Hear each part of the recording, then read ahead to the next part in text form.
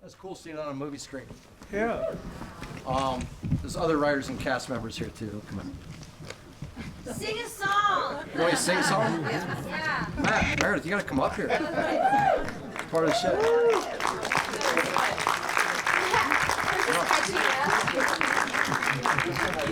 Right up, but I think you should sing a song. I'll sing a song. I'll just stand up. No. Hey, no, Matt. Hey, how you doing? Go. Nice to meet you. Matt Brennan. Hey, Matt. Good to see you. Of course.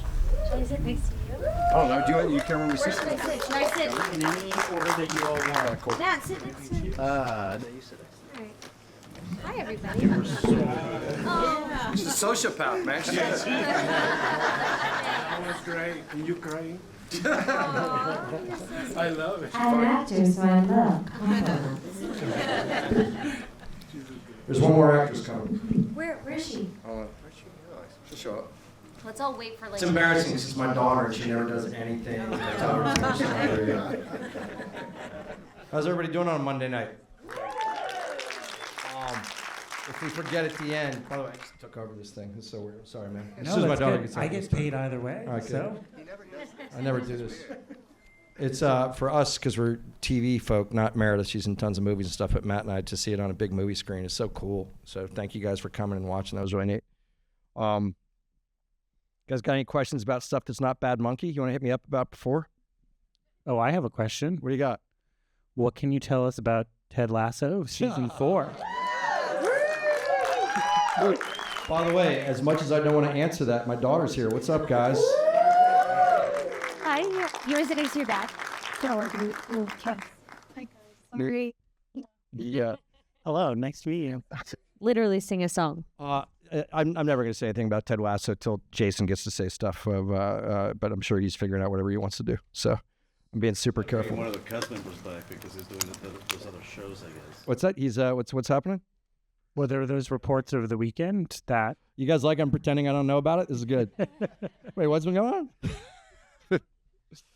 No, it's Jason is Ted Lasso, and so I'm sure he'll figure out what he wants to do and talk about it eventually. But no one's going to steal his thunder, for whatever it may be. I respect that, even though I'm disappointed. By the way, I'm Matt Brennan. I'm deputy editor for entertainment and arts at the Los Angeles Times, and I edit the newsletter Screen Gab that Screen Gab Live is named for. We have Bill Lawrence, the showrunner of Bad Monkey. Meredith Hagner, who plays Eve. Matt Tarses, executive producer. And Charlotte Lawrence, who plays Caitlin. I should have shook your hand. I'm sorry. No, it's okay. I was running to the seat. This is by far the most entertaining introduction that I've done at one of these. Because usually I come up and then I say everyone's names and then they come up and sit down and I start asking questions right away. But this was actually much more entertaining. Any way we can help, we're here. We're here for this room. So I wanted to start with another bit of news from this weekend, which is that they screened Miami Vice and had a Q&A with Michael Mann because of Miami Vice going viral on social media a little while back. And I wondered what you, Bill, and Matt think the longevity of the appeal is of South Florida as a place for stories about crime and crazy people. I'll only answer this and I'll let Matt answer like my family. The craziest parts of my family are from Florida. All my relatives are... How many people here have relatives or been to Florida? Let's hear it. Yeah, see? Any of them fucking normal at all? No, absolute shit show. All of my relatives in Florida are largemouth bass fishing guides on the St. Johns River. I just think it's a really, really good location for kind of the seedy underbelly of the United States. Carl Hiaasen, who wrote this book, and he's a rock star, he's one of Matt and my favorite writers, said that if you picked up the United States and shook it and none of the crazy people had anything to hold on to, that they'd all end up in Florida. So I think it is in perpetuity when people see sketchy. I think the behavior that you see in the show, you believe from people in Florida and maybe not believe them so much anywhere else. So I think forever and ever, Florida will always be just a disaster. But I think the other thing, that's true, yeah, I applaud that. I say it with love. On, I can't. I had Matt's turned off. which I'm used to. it's also so beautiful. I think that it's this kind of contrast between these seedy people and this gorgeous location. I hadn't been there, and we were just blown away all the time when we'd walk around the birds and the flora, and it's just a gorgeous place with this weirdness underneath it. So I think it's a good combination for entertainment. It makes movies look, he's right, it makes movies, TV shows look beautiful. We didn't know what the transitions in this show were going to be and all that animal stuff where they were just interrupting the shoot, so we shot it all the time and used it. So I really want to move into Vince's house on the show. Big Pine Key, it's nice, right? Gorgeous. Yeah. Oh my gosh, it's gorgeous. Yeah, as you mentioned, Carl Hiaasen, the author of the novel that inspired the series, you love his work. He also is a consulting producer on the show. Can you talk a little bit about what that role is and what his notes might look like? I think the role is mostly collecting money. No, I'm joking. Carl's awesome. He's if you haven't, one of our missions in this, if you haven't read a Carl Hiaasen book, go read a Carl Hiaasen book. They're amazing. All of them are fun. They're all kind of character pieces masquerading as kind of airplane books. Look, Carl was awesome because for Matt and me, it was like going to our favorite author and saying, we want to take your book and add a bunch of chapters to it. And he hates Hollywood. I don't think it's his favorite thing. I think he had some bad experiences out here with people translating his work. So to go to Florida and have some drinks with him and convince him to trust us is a career highlight for me. He's one of the main reasons I became a storyteller when I don't see any kids my age here at the time, but when I was like 14, 15, anybody that age? No? All right. Should have raised your hand for the hell of it, man. I used to read Carl Hiaasen books, and there's a direct line from his kind of weird, surreal stuff to all the fantasies and scrubs and stuff. He was just one of my favorite storytellers. And Matt too, yeah?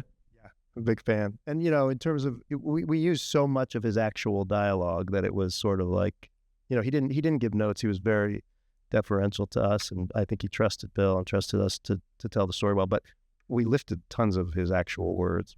There wasn't a narrator at first, but we didn't think enough of Carl's book was in there. So 90% of the shit you guys laughed at that the narrator said is straight from Carl's book. So read them; they're funny.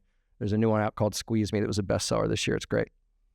Was there anything in particular that you feel like you said in this pitch over drinks that helped convince him to sort of come back to Hollywood if it was with you? I was dancing with spark quarters a little bit. If you guys know what that means, it's just saying it's going to be great. No, I think that the one, I hope the one thing you could tell was that I really respected his work and I admired him so much. He was an idol of mine. And other than that, it was just all producer bullshit, of telling him it was going to go great. Charlotte, I read that your father had no idea you were auditioning for this show. So I want to know how you kept it a secret. And then I also want to know how he reacted when he found out, because I am just imagining what kinds of text messages I'd be getting from my dad in that situation. That's a great question. So my roommate for a long time was, I don't know how to explain this well, was my old babysitter who was also my dad's assistant. And we lived together and was also one of my closest friends. Her name was Brittany. She's not dead. She's alive. Her name is Brittany. She's not my roommate. But I remember getting texts from all my actress friends who were my age and looked like me and kind of were my vibe, being like, oh my God, I just auditioned for your dad's show. And I was like, what the fuck are these girls auditioning for that I don't know about? And my ego kicked in and I texted Brittany and I was like, what's going on? Tell me everything. What's happening? She was like, oh my God, you have to audition for this. Like, I'm going to champion you. You have to do this. I know what they're looking for. Like, let's roll. And I was like, okay, let's do it.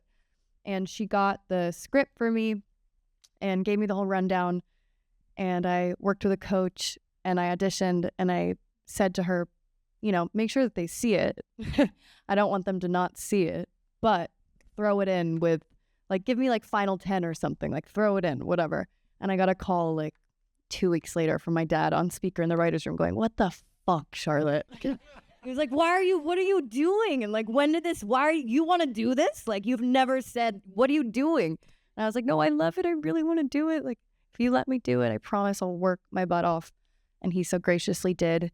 We had to go through, once he gave me the talk of like, okay, if I'm going to let you do this, this has to be your only priority from now on until, ever until this press is over for years from now.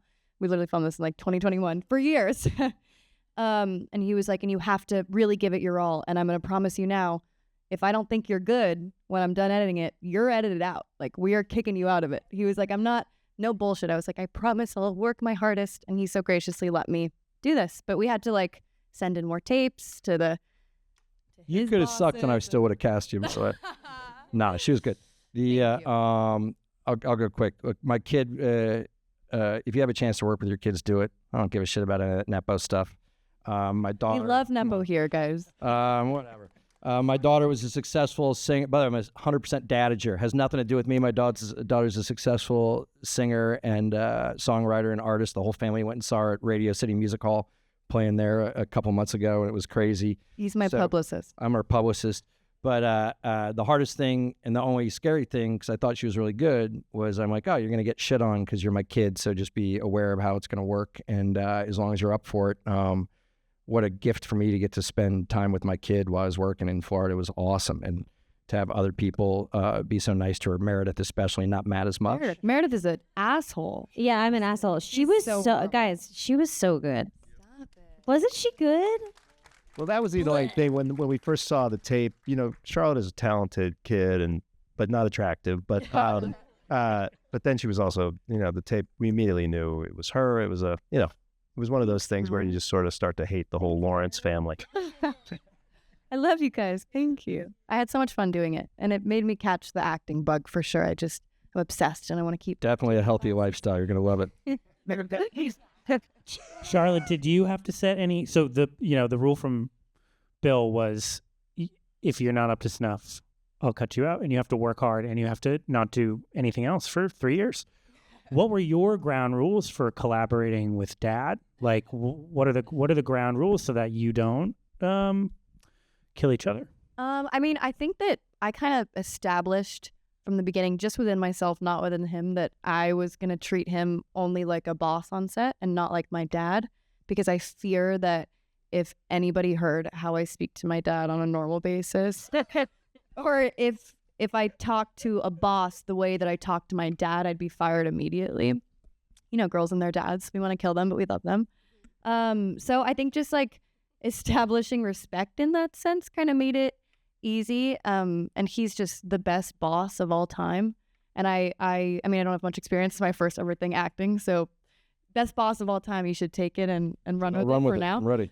But he's always been the best dad. And I always heard stories about him, commanding a room and being so kind to people and loyal and respectful and just knowing how to be a leader alongside Matt, who is also like a second dad to me. It's just so much nepotism here.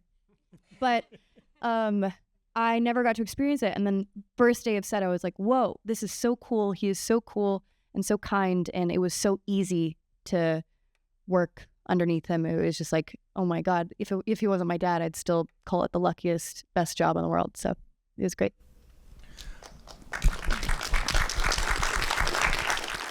Matt, you and Bill worked on Scrubs together, which premiered roughly around the time that Charlotte was born. So I'm wondering if you have ground rules for working with Bill after this long. Well, I didn't work with Bill for a long time after that. Not because it hadn't been fun, but because, I got enough of him. No, we didn't really have ground rules. I mean, I think we've always respected each other. I think he's, and Bill, I have to say, he's getting too many compliments tonight, but I do think he's even better at sort of treating people who work with him with confidence or with respect than he was in 2001. So yeah, we didn't really have to make any real rules. We spent a lot of time. Grown men with families and wives, and we lived together in a condominium in Miami. It was so sad. They called it beach buddies. We called it beach buddies. So there were ground rules about, walking around naked in the apartment and stuff. And they did saunas together and held hands. That's not something anybody needs to know. Meredith, a lot of people came to know you through your great performance on Search Party. Yes. There's like one person. It's the best this show. is If you haven't definitely- watched it, watch it. This is definitely Search Party Hives if I'm moderating the panel. This show obviously, I think, has a lot in common with Search Party in the way that it combines genres and tones, crime and comedy in particular. So I'm wondering, what is it about that maybe feels like a sweet spot for you to come back to? And what about this sort of helps you push yourself beyond where you went in Search Party? That's such a thoughtful question. Thank you for us. My voice got lower because every time I hear myself, I'm like, I have a high voice. So I'm like, hi, I'm going to try to lower it for the Q&A. But it's not my natural voice. It is up high, and I'm going to own it. No, I do love, I've been a huge fan of his work for a long time and a fan of Matt's. And I love working in satire. I studied drama, and then I would be doing a dramatic scene and I'd be like, why are people laughing? I'm being very serious right now. And I just enjoy grounding working with scenes and where there's high circumstances or high stakes, and trying to just put my foot on the gas of what feels funny. And I'm a huge fan of his. So when you kind of met with me, I thought it would be like a 3-line. I was like, oh, that would be so nice. Like, I'll play like a Dunkin' Donuts employee for you.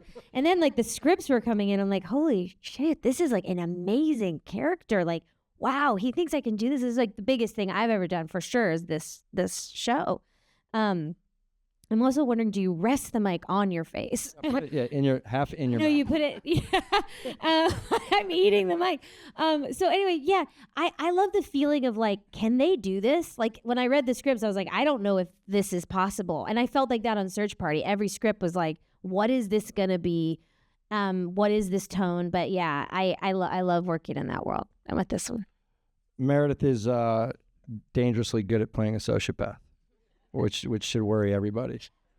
And just so everybody's aware too, she was, I forget how old your youngest was then, but you were literally caring for a newborn while doing that show. I'm not a Nepo baby, but I gave birth to 2 Nepo babies. So my sons are Nepo babies now. So she Proudly. supports Nepo babies. Is what she's saying. And there she snorts.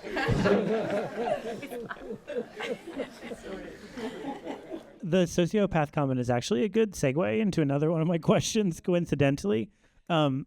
We have seen, and this is episode 4 leading up to this point in the show, we have seen Eve do some really gnarly stuff, or maybe more precisely, convince others to do some really gnarly stuff. But I don't know. I haven't gotten to the point yet where I think that she's like an evil mastermind. I'm wondering, Meredith, like, what's your read on Eve? Where is her ruthlessness coming from? And if I'm wrong, you can say that I'm wrong. Well, I will say that from the beginning, can I share that Bill would be like, you're a sociopath? Because there was a couple scenes where I would get like a little teary because I was being a brilliant actor. He'd be like, you're not allowed to cry. She's a sociopath. So I don't ever view her as I don't view her as a bad person because she doesn't view herself as a bad person. So I think she feels completely justified in her actions, and she can shoot someone in the head with the ease of someone like ordering a Frappuccino. And that's what I think is funny about her. So I don't think she views herself as a psychopath, but like, I'm sure the writers and creators would think that she was. I think she thinks she's redeemable, if that helps. Oh yeah. She's like, I'm amazing, even though I've just like brutalized all these people. Well, I think that's sort of like the trick that she pulls with her husband and with other people around her is like, she is actually a pretty good actor in that she can convince the people around her that she's redeemable, even though she's doing incredibly irredeemable things. You see that everywhere in LA, and it's so spooky. I guess I'm a sucker for an Eve type. Not in Hollywood. Charlotte, I have a similar question about Caitlin, who clearly has kind of the tension that you would normally have with a step-parent, especially a step-parent who's closer in age to you than the parent. But I'm wondering if you think that Caitlin has a sense yet of what Eve is capable of. Well, first of all, we're the same age, Meredith and I. We like to tell everybody this. We're both 21.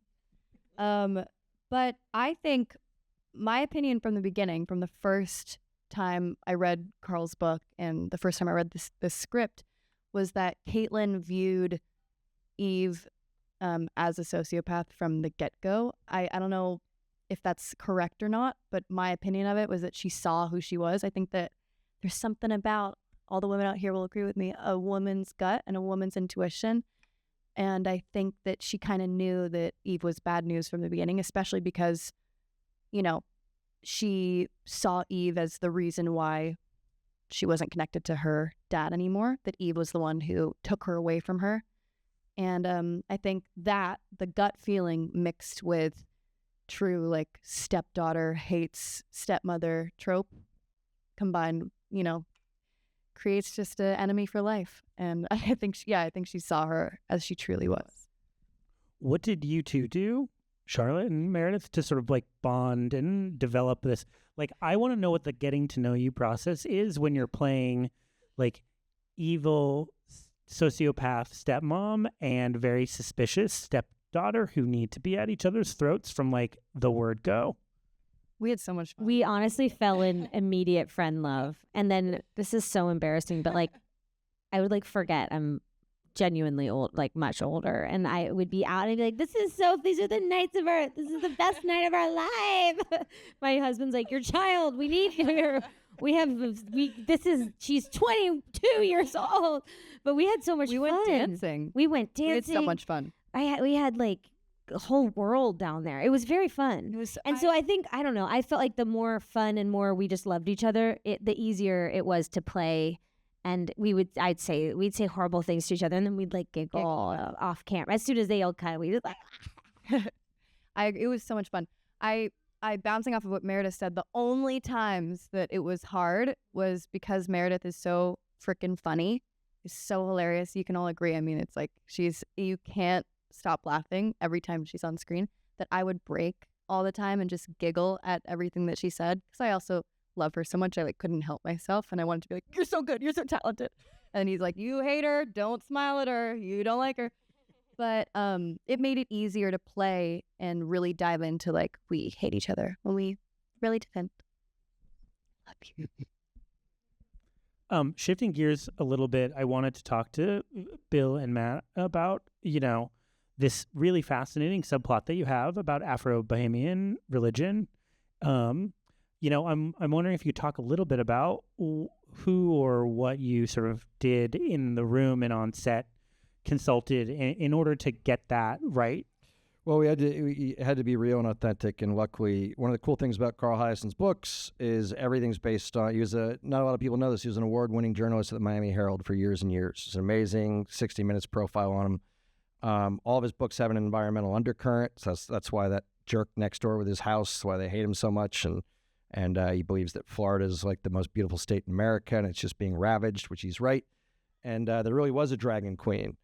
She was much more of a charlatan in the book, and didn't have as much of a journey, and we needed to expand it a little bit. But and it's not voodoo, it's Obeah, and that's real. You can go look it up. There's documentaries on it. And we had to have a consultant, an actual figure who practiced it and was in the church that was available not only as a script consultant, but the thing that helped the most was Jodie Turner-Smith, who plays the Dragon Queen. She's so stunning and talented, and she dove so deep into it that she was in charge of her wardrobe. It's all authentic when she's, in ceremonial garb. She's in charge of her makeup, also all authentic, in her hair, and it gets even deeper and deeper as you see how that went. We would not have been able to do it without tremendous amounts of research, because if you just make it, like a joke, like the old Live and Let Die James Bond movie, in these modern times, it doesn't hold up. It's still illegal in the Bahamas as a practice religion, and in parts of South America, but it still exists. That's great. It really comes through. Like, it really is a fleshed out subplot and not just set dressing. So it is a cool, we couldn't have done that story, but she's awesome, man. And see her in anything you can. She's so sick. She's really, really good. She's so scary when she comes on screen. I'm like, oh my God, so intimidating. She's such a star. She's such a star. It's so fucking beautiful. I only have a couple minutes left, so I know this has been so fun. We'll go out. is It'll be fun. I'm freaking out because I see people Matt and I used to work with on Scrubs here, which makes me happy. There's Franklin right up there. What's up, buddy? It's good to see you, man. I know, right? And then I'm not going to shout him out because there's a very successful actor here who is almost JD, and then he went and did a different show. But he's also. I'm not. By the way, I'm not going to look at him, so you guys will never know who it is. What's up?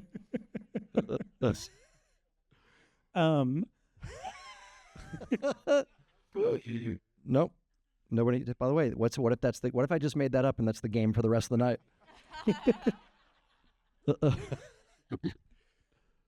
I wanted to ask about the possibility of a season 2. So this is not defined as a limited series.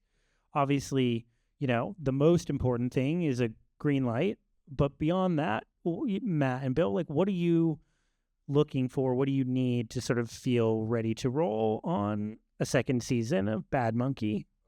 The good stuff is it's doing really well. I think it's like I don't want to sound self-aggrandizing. We're just hopeful to keep doing it because we love all the crew and the cast and the writers. But I think it's currently the number one show on streaming, so it's just really cool for us. We get to do it again, and it's also the only book that Carl Hiaasen wrote a sequel to. We own it. It's called Razor Girl. It's really, really good. You should go read it if you want to do spoilers for yourself. But I would imagine if we're lucky enough to do this again, that we'll be using the next novel. So much easier to write a TV show when you're stealing someone's book than to make it up from scratch. That's great. I'm going to pick it up. I'm going to take your tip and start reading Carl Hiaasen. He's awesome, by the way. He's literally like Florida's Elmore Leonard. They were buddies before Elmore Leonard passed away, and it's the same type of books if you like that stuff. Okay, so the newsletter that this panel event, Screen Gab, is named for is a home viewing newsletter. And when we have guests in the newsletter, we ask them things about what they're watching, their favorites, whatever. Since he's not here to be embarrassed about it, my question for each of you is your all-time favorite Vince Vaughn appearance or performance? I'm going to go first only because it'll give them time to think, because I have a cool story. So you guys, look, this is not a very young crowd. You guys are all my age. So I'm assuming everybody here saw, not everybody, I'm assuming a lot of people here saw Swingers. Yeah? All right. So here's my first Hollywood moment when I was an absolute, poor, making no money. I was in a poker game with Vince when I was 23 and I think he was 21. And I didn't know that like Hollywood could be this way. He hadn't made Swingers yet. I think he had only been in wasn't he in Rudy? He was in Rudy for a second as a cool quarterback. So when you played poker, if you folded and Domino's Pizza was, by the way, I played poker literally trying to make rent money, and there was some actors in it that had money, and you just cross your finger that they would be drunk and stupid. So we're playing poker. If you folded and the Domino's Pizza came and you went to the door, it's happened to me. So I folded, and I'll go get the pizza. And when I'm at the door, I answer it, some nice young guy. And all you hear is Vince from the other room going, "Bill, is he beautiful? Bill, ask him if he likes musical theater. Bill, if he likes musical theater, tell him to come in and sing it for a while." Now, if you guys have seen Swingers, imagine when you're 23 years old, I went to see that movie like a year and a half later. And that scene, it wasn't about me. It's just he did it to everybody, was in the movie. If you guys remember when they're like, "Oh my God, does he want to come in and dance? Ask him if he wants to come in and dance." And so for me, that was my favorite Vince Vaughn performance because it made me think that is a dumb kid who is painting houses that you could actually see Hollywood happen because it happened that quick for him. So I thought that was cool. I love that story. I mean, Swingers is my favorite. I'm going Swingers. You're going to stick with Swingers? So I have no story. I know. I gave love you him in time to everything. say something other than I know, Swingers. I love Wedding Crashers too. I'm going to tell a long story so other people can think of something other than That's my Swingers. favorite Vince Vaughn performance. You go. I like Swingers. It's not true. He's going to go different. I did love Swingers, but I'm going to say Wedding Crashers. I'm going to go Wedding Crashers and don't steal me. All right, I'll say Dodgeball. Say Dodgeball. Oh, I'll say Old They School. made. I mean, I love the guy. He really, we grew up at a time when he was the guy. He defined this kind of comedic style for all of us that we steal or we borrow, and it was incredible to get to, write stuff and have him make it better and say it the way Vince Vaughn would say it. It's not overstated to say you guys can't meet a comedy writer that wasn't influenced by the way that Vince Vaughn's kind of rat-a-tat-tat dialogue came out. And even though he added so much improv to all of our lines, if anybody mentions a specific one that they liked, Matt and I are just going to go, thank you, as if we had anything to do with it. He's so funny. He's so funny to work with, too. He's, again, like what I was saying about Meredith, impossible to not laugh in the middle of a serious thing. Oh, you want to hear a cool trivia before that, by the way? Just so you guys know how you drop can me. stabilize film, to make it not shake and stuff. We had to freeze, when Zach Braff's body at the end, we couldn't find a take that worked because Vince was just making stuff up and Zach's supposed to be dead and his shoulders are shaking the whole time. He wouldn't stop. So we had to cut him out and freeze him just because he wouldn't stop. I'm like, corpses can't laugh that much, dude. That is so funny. I remember that. I was going to say something really sweet about Vince that I'll forever remember was that we would, they'd say cut and we'd be preparing for the next take and he would whisper in my ear a really funny joke to say. And then we'd be like, okay, we're ready. And we'd do it and I'd say the joke and everyone would laugh and he would go, ha ha, so funny, fucking Charlotte, it's amazing. And would give me credit for it. And he was so kind and unnecessarily kind. And It's necessarily. It was so sweet. He didn't have to do that, but he was just so funny and great. What's everybody's favorite line in here, Mike? You're so money and you don't even know it. What's everybody's favorite Vince line? Bring it in for the real thing? No? No one's got a favorite Vince line? Just me? What do you got, man? You're my boy, Blue. Outstanding. It's my top 5. Thank you all so much for being here. This has been a blast. Thank you. So like hanging out on the Bad Movies set. And thank you all for coming out. This has been a blast. It's very cool to come out on a Monday night. Thank you, guys. Thank you.